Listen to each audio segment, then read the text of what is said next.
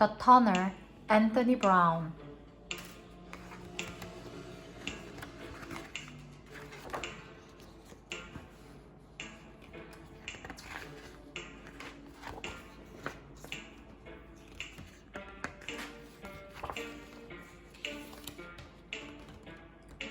Once upon a time, there lived a sister and brother who were not at all alike. In every way, they were different. The sister stayed inside on her own, reading and dreaming. The brother played outside with his friends, laughing and shouting, throwing and kicking, roughing and tumbling. At night, he slept soundly in his room, but she would lie awake, listening to the noises of the night. Sometimes he crept into her room to frighten her, for he knew that she was afraid of the dark.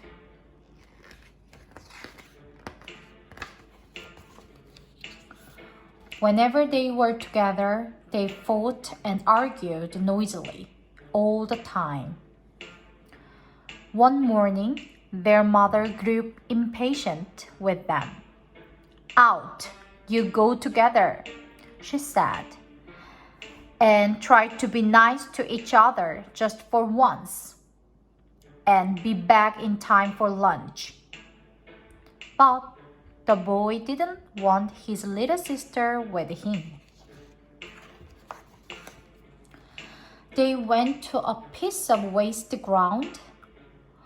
"Why did you have to come?" he moaned. "It's not my fault," she said. "I didn't want to come to this awful place. It scares me." "Oh, you baby," said her brother. "You are frightened of everything." He went off to explore.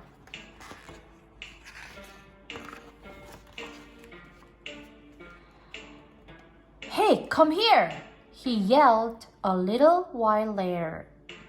She walked over to him. "Look," he said, "a tunnel. Come on, let's see what's at the other end."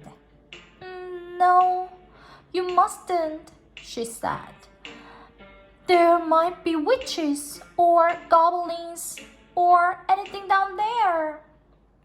"Don't be so wet," said her brother. "That's kids' stuff." "We have to be back by lunchtime," she said. His sister was frightened of the tunnel, and so she waited for him to come out again. She waited and waited, but he did not come. She was close to tears. What could she do? She had to follow him into the tunnel.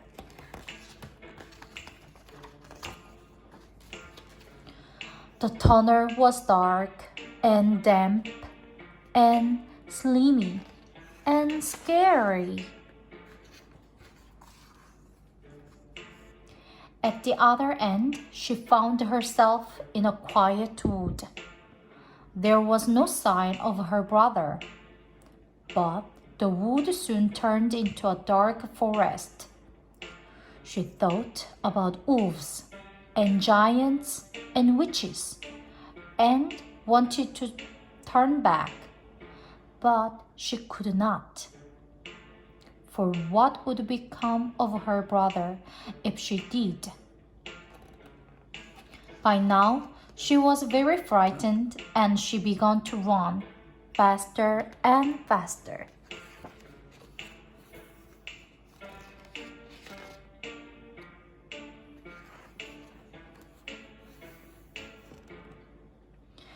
Just when she knew she could run no further, she came to a clearing. There was a figure, still as stone. It was her brother. "Oh she sobbed. I'm too late.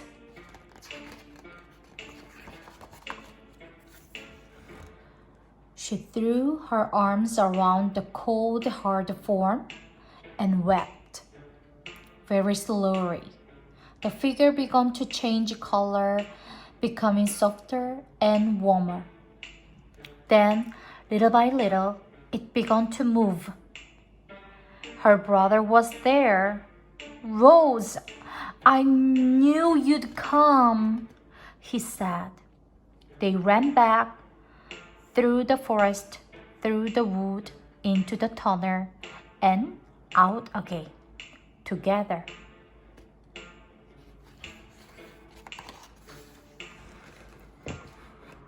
When they reached home, their mother was setting the table. Hello, she said. You two seem very quiet. Is everything all right? Rose smiled at her brother, and Jack smiled back.